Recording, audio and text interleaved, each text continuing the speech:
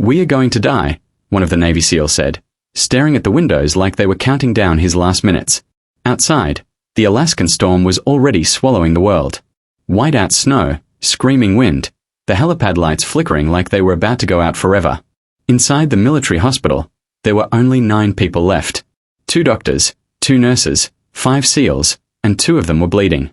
The pilot was dead, taken by fever in the cold so brutal it killed faster than bullets. Every call for help failed. Radios were static.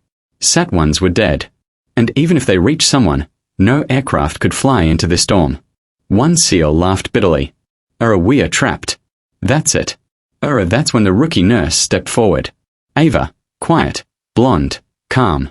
"I can fly the Jayhawk," she said. The SEAL stared at her, then laughed harder until she looked at the team leader and said one sentence using a unit name that wasn't supposed to exist. And every Navy SEAL in that room went pale. Before we begin, if you love intense medical military survival stories like this, take 2 seconds to comment where you're watching from and hit subscribe. Now, let me take you to a frozen military hospital in Alaska where the storm didn't just shut the lights off, it shut the world down. The first thing I noticed wasn't the snow. It was the sound. Alaska doesn't snow like the movies. It howls. The wind hit the hospital windows like fists, making the glass rattle in its frame. The power flickered twice, the lights dimming just long enough to make everyone look up.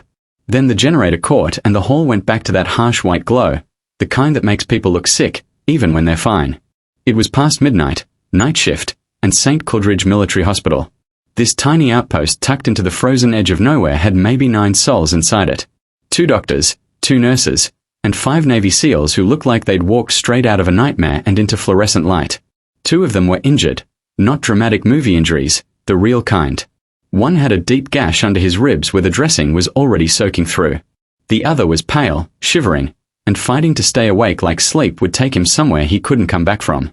The rest stood in the hallway like guard dogs, rifles slung, eyes scanning corners out of habit. They weren't here for comfort. They were here because the storm had forced their helicopter down earlier, and now the storm had come back to finish the job.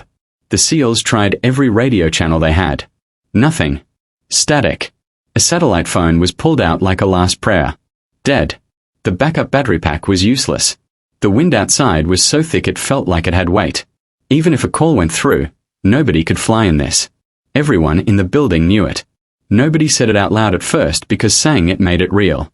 The head doctor, Dr. Harmon, kept pretending it was normal.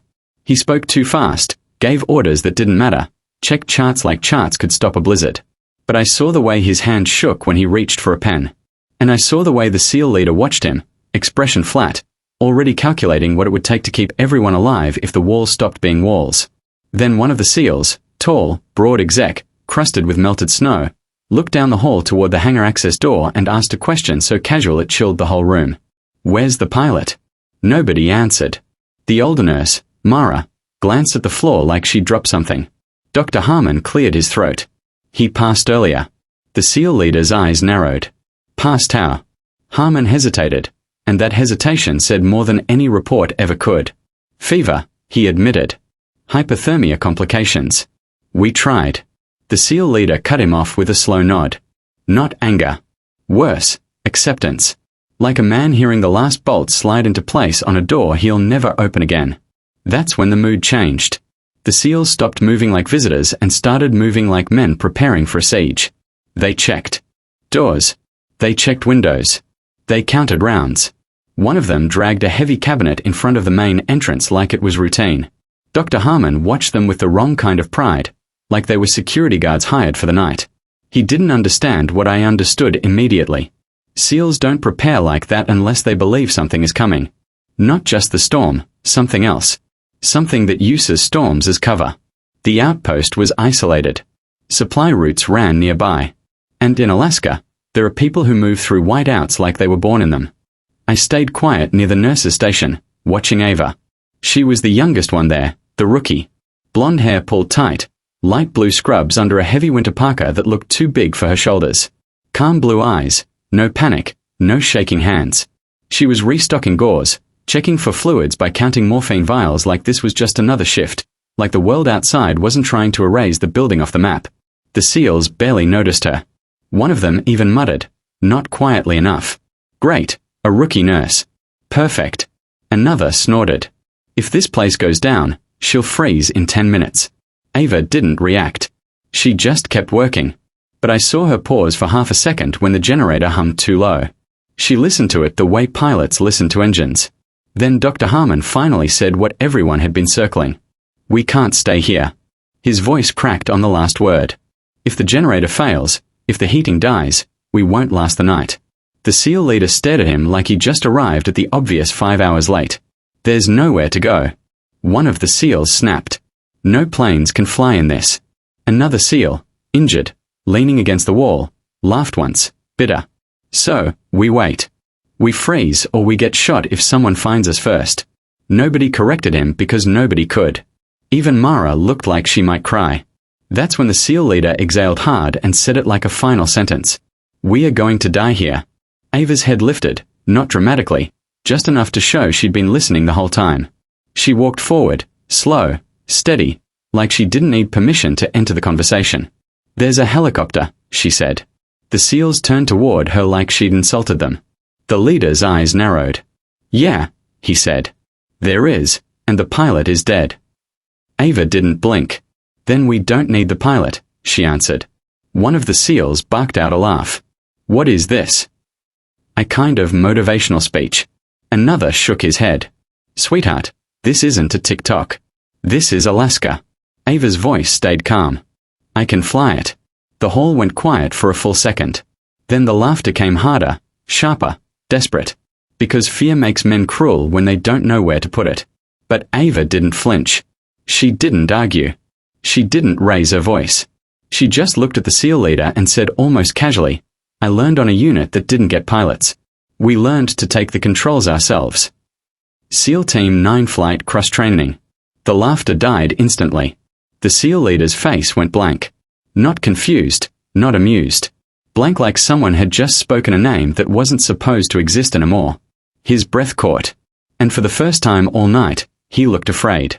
Not of the storm, not of freezing, but of her. And in that moment, I realized the storm wasn't the real danger. It was what Ava's words had just brought back. The hallway stayed frozen after Ava said it. Not because anyone believed her, because the name she dropped hit the SEALs like a flashbang in a small room. The leader's jaw tightened so hard I saw the muscle jump near his ear.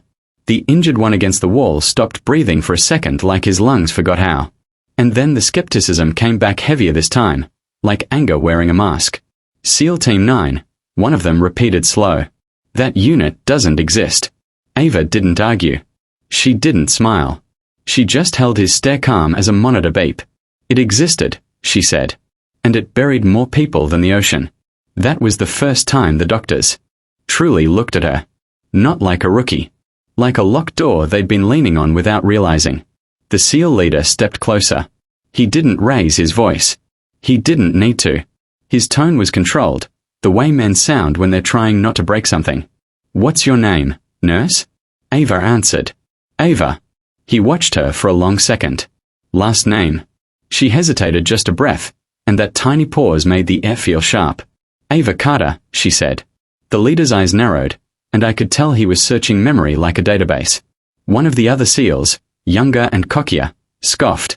So what, Carter? You're saying you can just hop in a Black Hawk and fly out like it's Uber?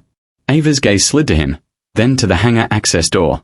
It's not a Black Hawk, she corrected. It's a Jayhawk variant. And no, I can't fly out like it's easy. What? But I can fly out if the choices die here. The injured SEAL coughed, and the sound was wet.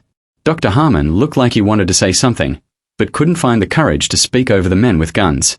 That's when the generator stuttered. Not fully, just enough for the lights to flicker and the monitors to chirp. A soft, ugly dip in the hum that made every person in the building instinctively tense. The heating vents exhaled a breath of lukewarm air and then nothing for a second. 1 second. That was all. But it was the kind of second that tells you the world is running out of time. Mara, the older nurse, whispered, No, no, no, no.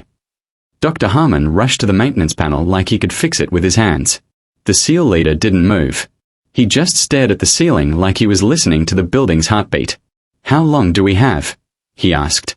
Ava answered before anyone else could. If it drops again, the generator's going to fail within the hour. Then we'll lose heat. Then we'll lose lights.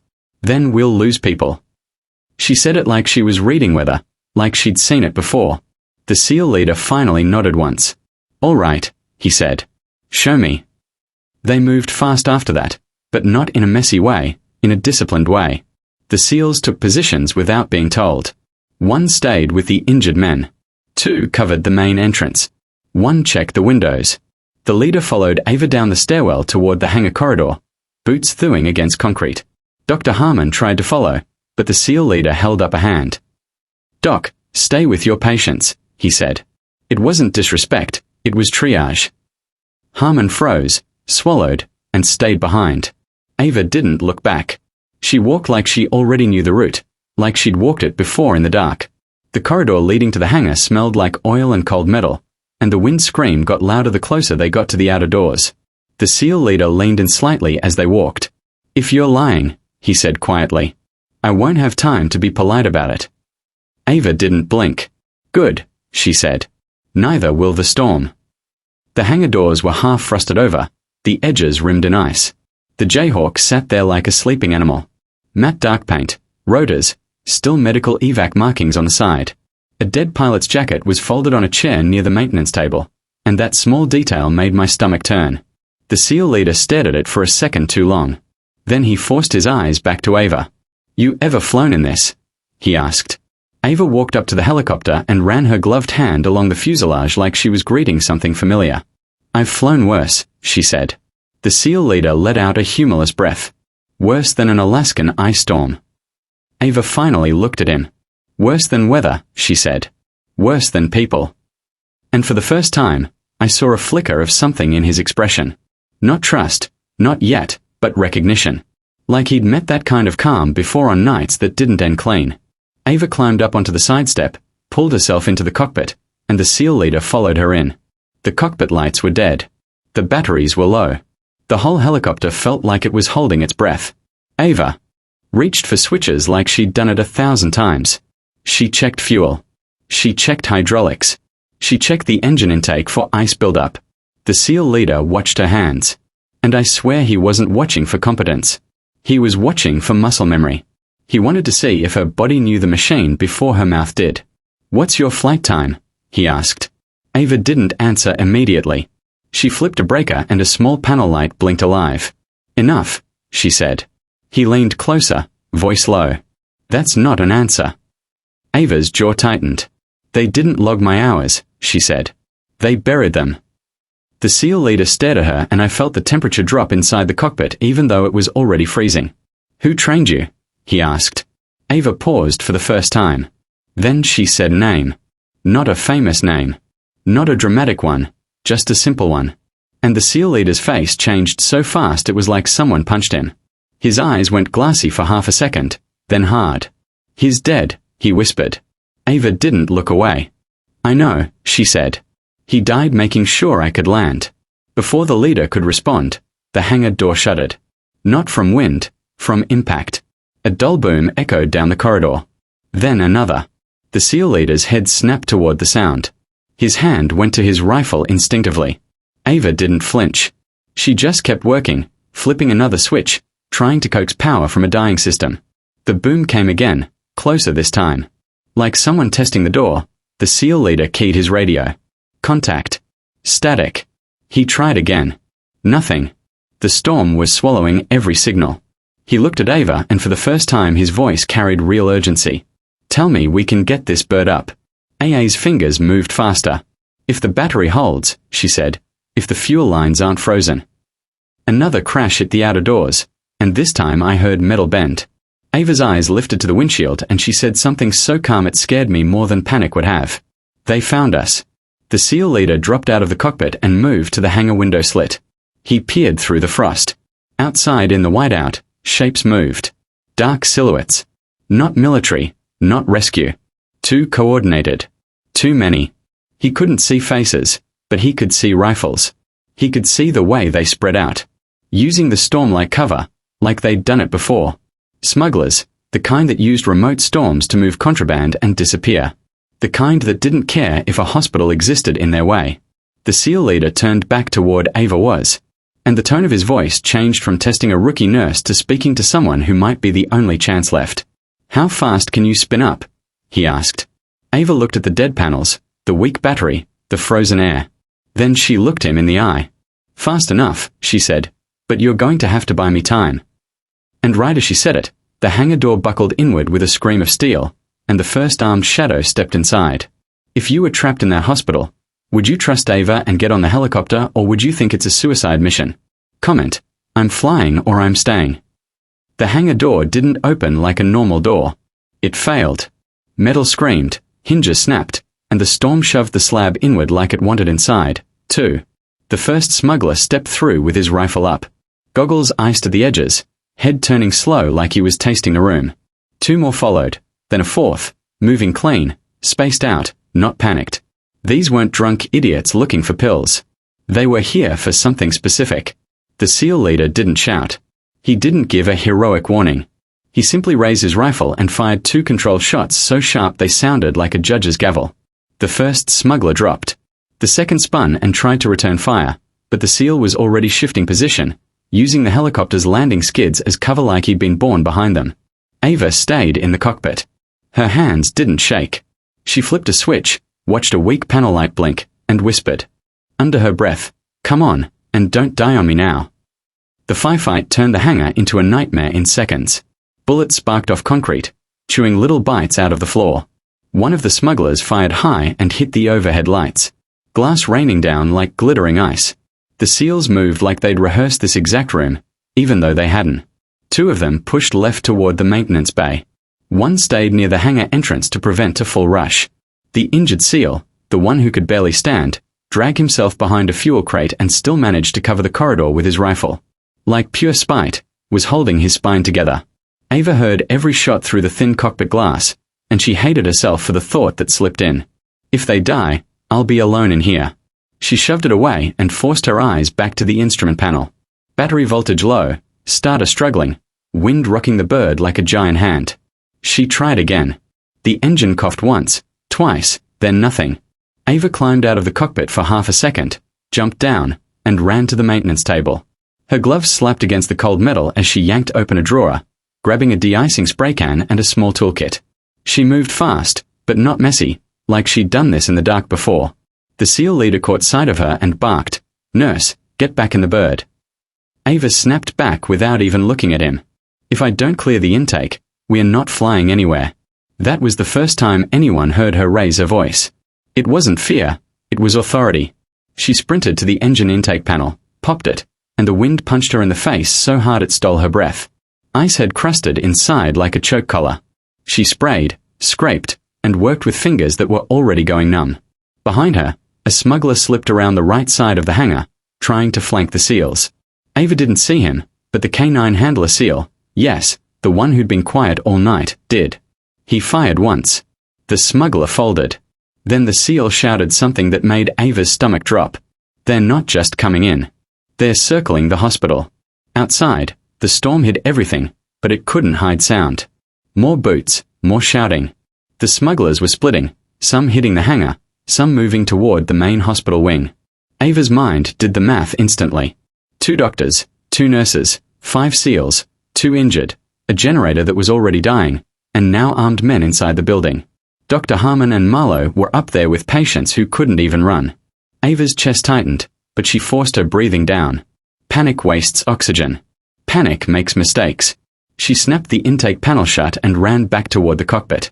But the SEAL leader stepped in front of her for a second, rifle up, eyes blazing. "Tell me the truth," he said. "Right now. Are you actually trained to fly this?" Ava met his stare. "I'm trained to land it," she said. "Which is the part that kills people." That answer hit him like a cold slap. He didn't like it, but he believed it. A burst of gunfire hammered the far wall, and a bullet ripped through a hanging top inches from AA's head. She ducked and slid into the cockpit again. The SEAL leader shouted orders to his team. And suddenly, 2 of them peeled off toward the hospital corridor. They weren't abandoning the hangar. They were preventing a massacre upstairs. Ava watched them go and felt something ugly in her throat because she knew what that meant.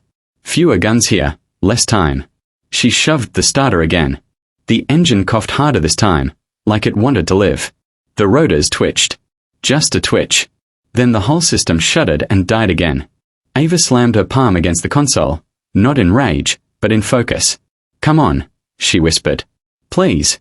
She reached down and pulled out the emergency checklist, flipping it open like she was back in training. Her eyes scanned lines of text. Then she froze.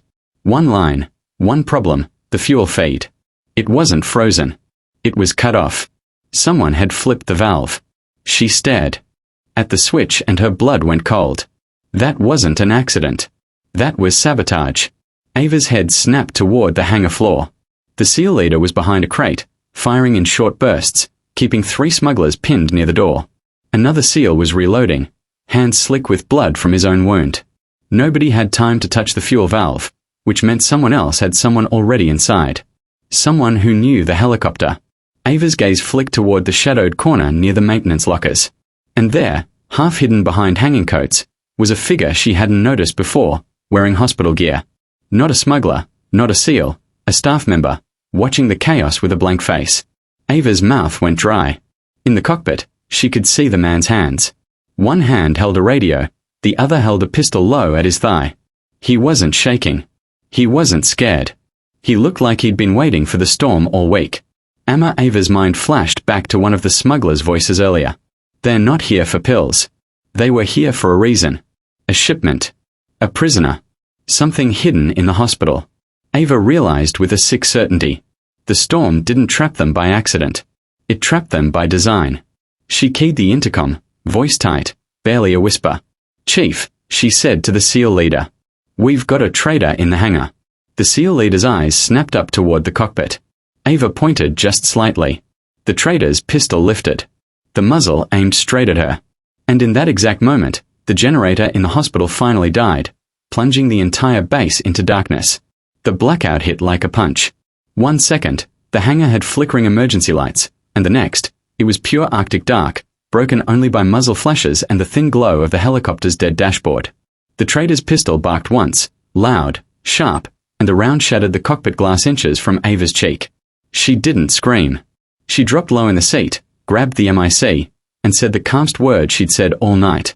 "He's shooting at the cockpit. He wants the bird grounded." That was all the SEAL leader needed. He didn't argue.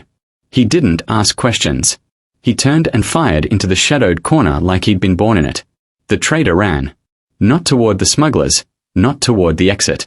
He ran toward the fuel controls because he wasn't trying to win a firefight. He was trying to stop escape. Ava saw him in the strobing flashes and her stomach twisted. This wasn't greed. This was a mission. The SEAL leader and one of the uninjured operators pushed hard, boots pounding, while the injured SEAL dragged himself forward on one knee, still aiming, still covering, refusing to die like the storm had already written his name. Ava climbed out of the cockpit, hit the hangar floor, and sprinted to the fuel valve. Her gloves slipped on the metal. She yanked it open. The engine didn't start yet, but at least now it could. Then the smugglers did something that made the blood drain from every SEAL's face. They stopped firing. For 2 seconds, it was quiet, just wind and breathing. And in that quiet, a voice echoed from the hospital corridor, smug and loud. "Bring the nurse out or we start with the patients." Ava froze. Dr. Harmon, Mara, the people upstairs. The smugglers had reached them. The SEAL leader's jaw tightened so hard it looked like it might crack. He glanced at Ava like he was about to tell her to stay put, but Ava was already moving. She didn't go toward the smugglers. She went back to the cockpit. Because she understood the only real play left, fly or everybody dies. The traitor lunged from the shadows one last time, desperate, and grabbed Ava's parka collar from behind. She felt the gun press into her ribs. His breath was hot in her ear. "You don't get to leave," he hissed. Ava didn't fight like a nurse. She fought like someone who'd been taught how to end a problem fast. She stomped his foot, drove her elbow back into his throat, and twisted hard, using his grip against him. He stumbled. The pistol slipped. Before he could recover, the SEAL leader slammed into him like a freight train and pinned him to the concrete and wrenched the weapon away. The traitor screamed, "You don't understand what's in that hospital." The SEAL leader leaned close, eyes cold. "I don't care," he said. "You threaten civilians?" Ava didn't wait for the rest. She climbed into the pilot seat.